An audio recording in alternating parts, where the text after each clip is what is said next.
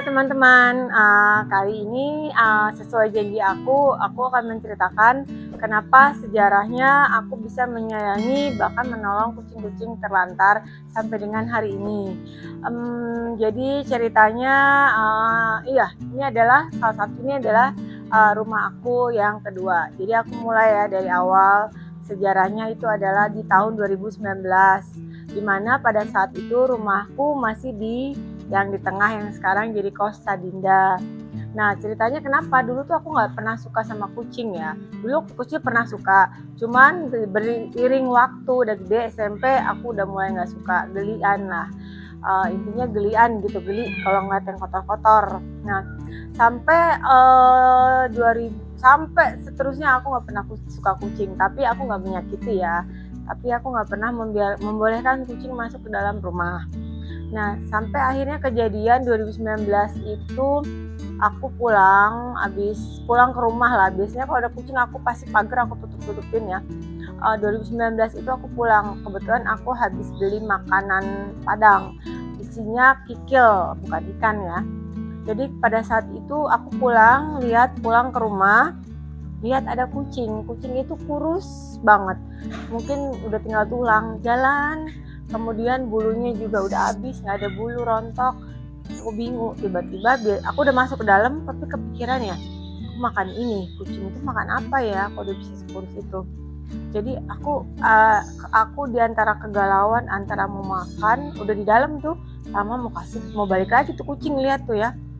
Kemudian aku pikir, aku lihat dong, ternyata kucingnya udah jalan dong ke arah jalan sini nih di depan rumah ya.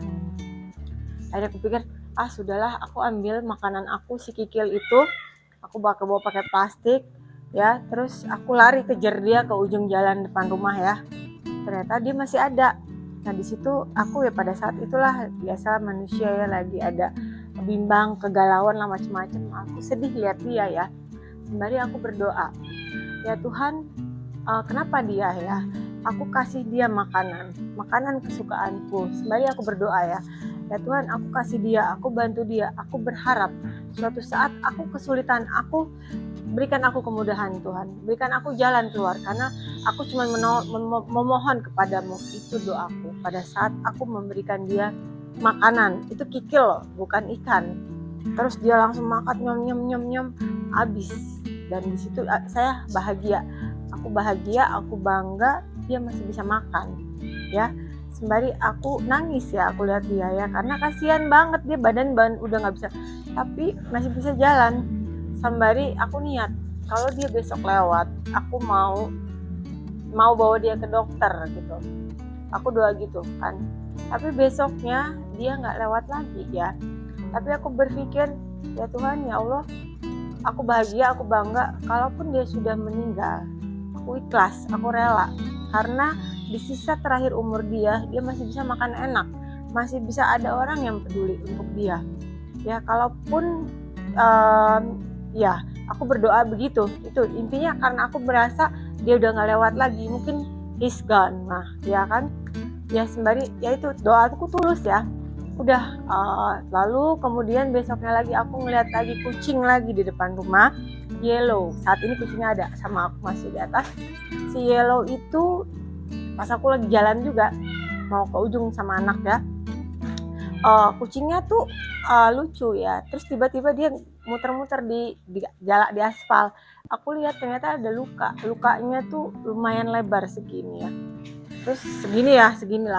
Terus kemudian, kenapa ini kucing? Aku tanya yang suka kasih makan, kok nggak dibawa ke dokter? Udah, katanya, bukan kucing saya mbak, dia bilang gitu. Saya pikir, walaupun bukan kucing kamu, kalau lihat bantu dulu dong gitu. Tapi ya balik lagi, orang beda-beda ya. Udah, tanpa pikir panjang aku angkut itu kucing. Aku maghrib aku inget jam 6, aku bawalah ke dokter cucu di Sunter. Kebetulan aku waktu itu kan udah pelihara anjing ya, jadi aku tahu klinik ya di Sunter untuk hewan. Aku bawalah ke sana, kemudian habis aku bawa, aku bilang sama dokter, bilang itu mesti dioperasi. Operasi berapa dok? Kalau nggak salah 3 juta apa 2,5 juta, lupa ya, udah lama. Terus buat aku pada saat itu ya lumayan juga kan ya, mahal untuk kucing. Terus akhirnya aku tanya, dok bisa nggak bantu? Saya kan juga bantu gitu.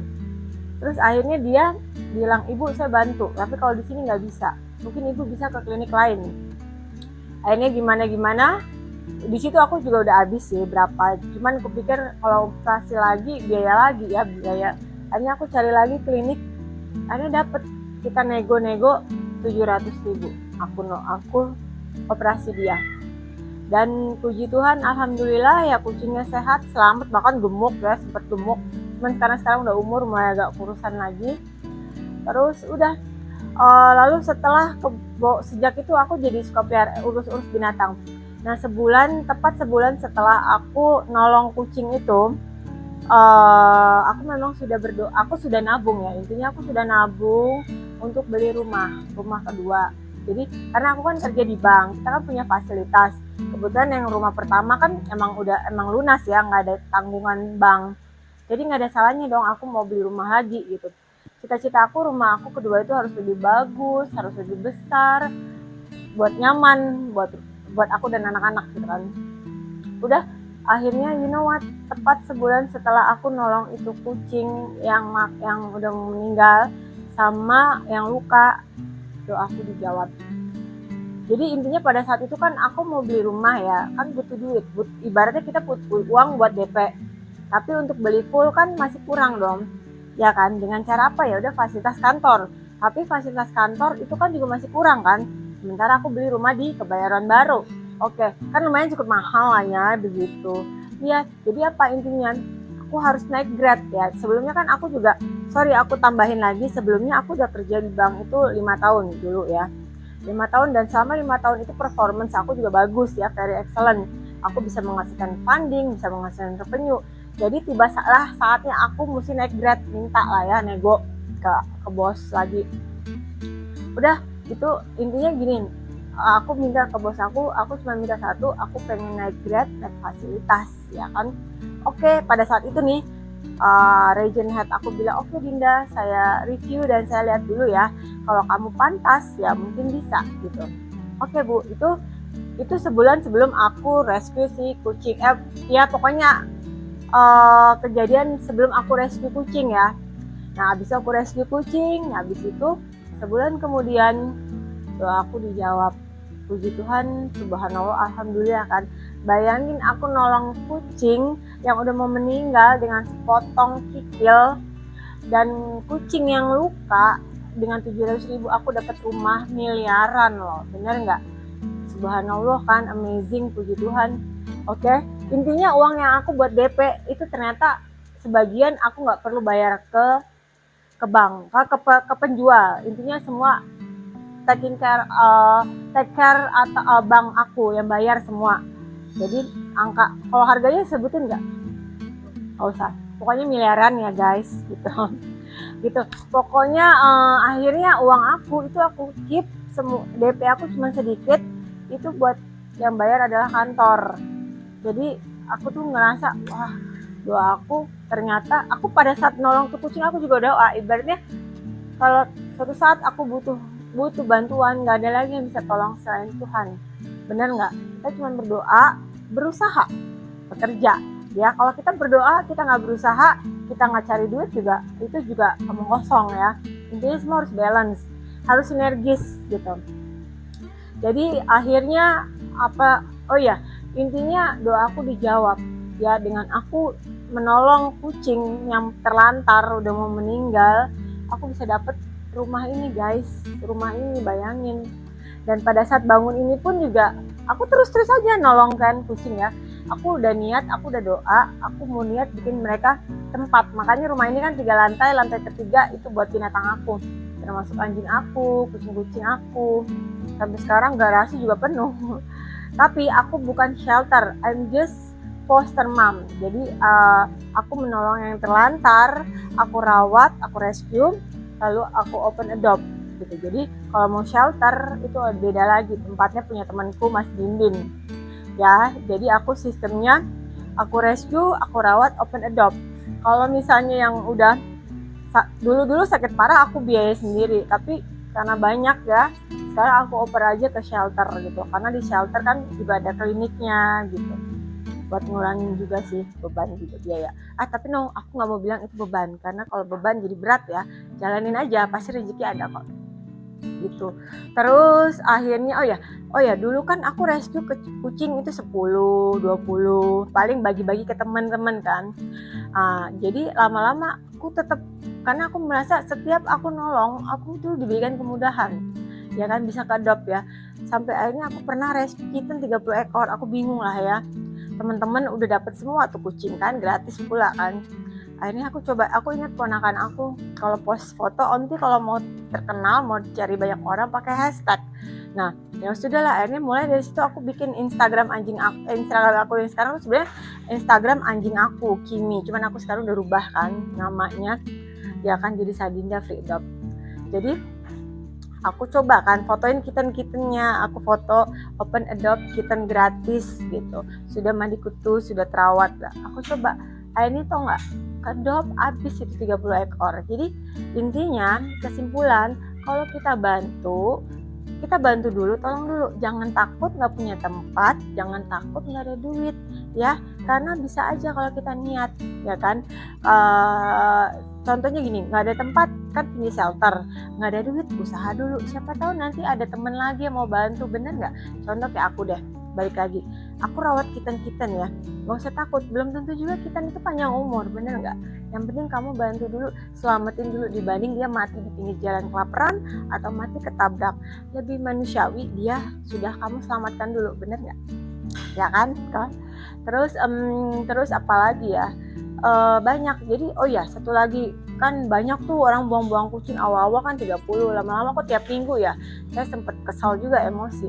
Tapi saya mau marah sama siapa? Saya berpikir kan, karena kalau kayak begitu nggak ada habisnya sih memang. Tapi yang penting aku bantu dulu. Jadi akhirnya aku pikir lebih baik, aku suka rescue di Pasar Impres tuh, ada rumahan kucing. Kalau ada yang nanya, itu kok ada rumah? Betul, itu aku yang buat. Karena sebelum aku buat, aku tanya dulu orang situ, Pak, Bu, emang orang suka buang kucing di sini? Iya, Bu. Dulu itu kucing selalu dibuang, pasti nggak ada yang selamat. Kalau nggak mati kelaparan, kalau nggak digigit semut atau ketabrak. Jadi aku berpikir, ya Allah, kenapa? Oke, aku siapin aja tempat, aku bikin rumah, aku semen. Walaupun orang mau buang, better ke situ daripada buang kemana-mana kan, belum tentu ketemu orang yang bener. Jadi awal-awal aku emosi, aku mau ngoceh sama siapa, mau marah sama siapa, kita nggak bisa, karena orang yang buang di situ ada aja kan. Jadi ya udah, akhirnya setiap orang buang ke situ, aku pikir nggak apa-apa, itu pahala buat aku, ibadah buat aku, rezeki buat aku. Iya bener aja, aku digampangin aja dalam segala hal. Ya mudah-mudahan yang buang kucing itu sadar, mikir karmanya gitu ya. Jadi intinya yang aku suka rescue kucing itu bukan itu tempatnya, bukan itu ini apa, kan ada yang komen followers bilang itu sebenarnya bukan jalanan, apa itu bener jalanan, cuman ada rumahan kucing yang emang aku siapkan. Aku pesen, aku bawa tukang, bikin semen, bikin rumahan gitu. Jadi orang buang kucing ke situ gitu. Kalau orang yang nggak kenal ya, nanti ada temen juga sih volunteer yang suka info, Bu ada yang buang kucing. Aku selalu bilang, oke, ambil berapa ekor, foto, biasanya aku gitu. Taruh ke rumah, itu lagi-lagi dari sejarah pertama kali aku posting 30 ekor ke adopt itu, dari situ mulailah aku aktif gitu loh di Instagram, aku post-post, karena aku merasa ternyata kalau kita bantu, bisa aja mereka bisa, kita selamatin kucing-kucing itu. Jadi intinya aku berpikir mungkin lewat tangan aku Tuhan kasih jalan gitu, kenapa enggak gitu. Jadi kenapa aku nggak bantu? Toh setiap aku mau apa Tuhan selalu kasih kelancaran, banyak hal. Contoh lagi nih ya guys, kayak aku pernah post juga video, aku pernah nolong satu hari 70 ekor loh kucing, kitten dan indukan. 70 ekor orang buang, 70 ekor aku rescue. You know what? Hari ini tepat hari Kamis waktu itu aku rescue. Besoknya hari Jumat ya, aku kedapetan, kamu tau nggak? Aku balik lagi, aku kan di bank ya, aku kedapetan funding loh. Fundingnya berapa? Bisa tebak nggak? Bisa tebak nggak kok? Nggak bisa ya.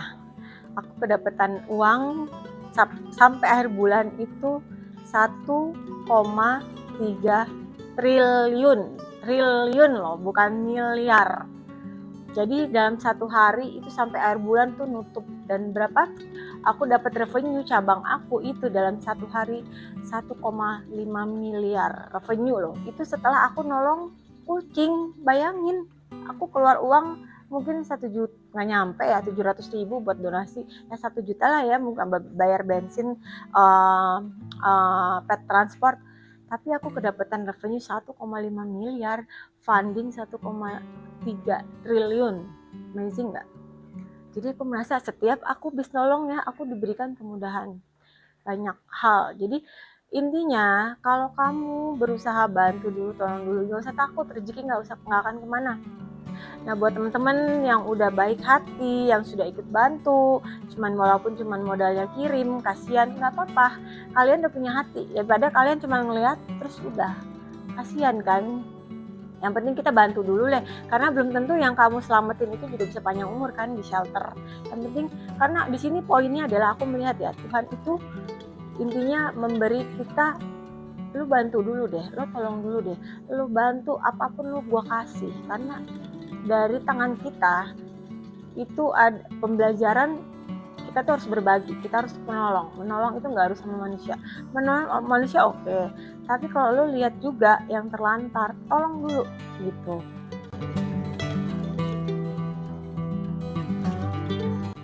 Teman-teman, buat yang bingung cara merawat kucing supaya nggak buang air sembarangan, yaitu kayak gini nih, di garasi aku siapkan bak pasir.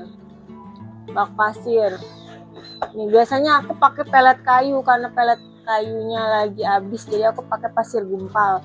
Kalau pelet kayu itu lebih eco friendly karena dia terbuat dari kayu, jadi kalau kena pipis dia langsung hancur jadi serbuk dan bisa jadi pupuk tanaman. Tapi kalau yang pasir gumpal ini, kalau ada kotoran begini, kita harus siapkan plastik ya, jangan main buang ke kloset, nanti klosetnya mampet. Terus, jadi harus bersih. Siapin ini ya.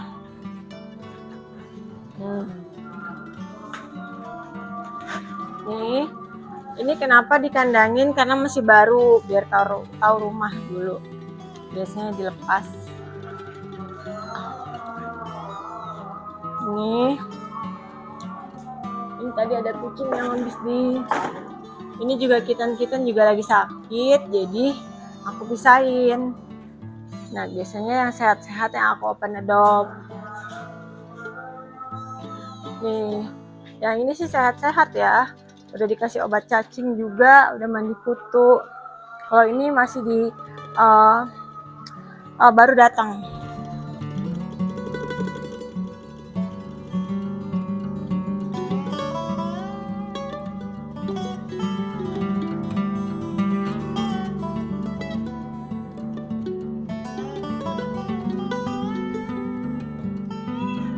Hai teman-teman, kali ini aku bercerita lagi tentang kegiatan aku di atas ya, lantai 3 kucing-kucing ya.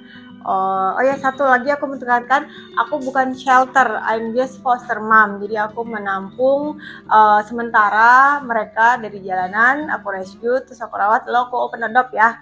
Jadi bukan shelter main lempar. Oke, ini ada induk kitten. Ini indukannya. Ini beda indukan juga. Kalau ini udah steril, ini lagi sakit mata. Ini indukan sama anaknya. Ini udah steril. Ini open adopt. Oh ya, ini loh kucingnya lo yang waktu itu aku selamatin, yang lukanya gede di sini. Sekarang udah nggak ada sih, dia masih hidup. Ini berarti umurnya udah berapa ya? 2019 tuh dia kayaknya udah ada umur juga ya. Tambah sekarang. Nih kemarin sempat sakit, kurus, kering, udah opa-opa di kayaknya nih. Ini dia. Kalau yang satu lagi tuh kayaknya sih udah nggak ada ya. Terus cara merawat kucing di rumah, jangan lupa standby makanan kering seperti itu.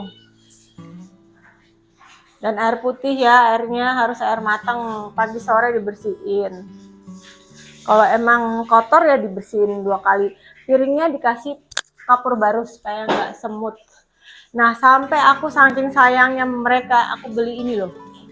Beli dispenser yang langsung filter dari yang bisa diminum. Mereknya Advance.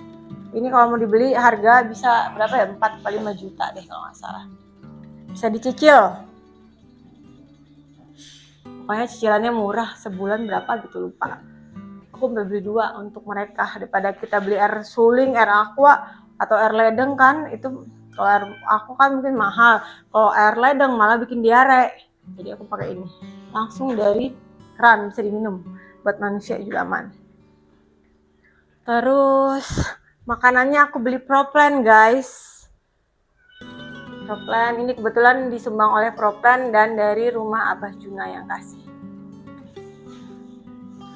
Mudah-mudahan kebantu sih. Seterusnya Proplan Abah Juna bisa mensupport aku dengan makanan ya. Doain ya guys.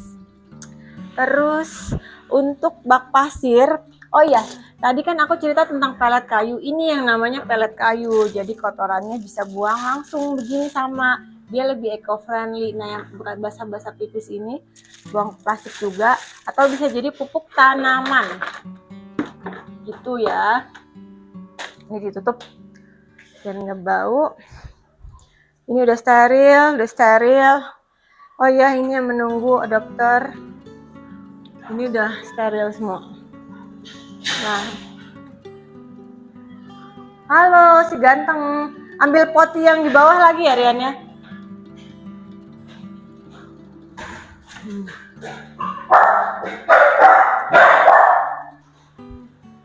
Pintunya dibuka.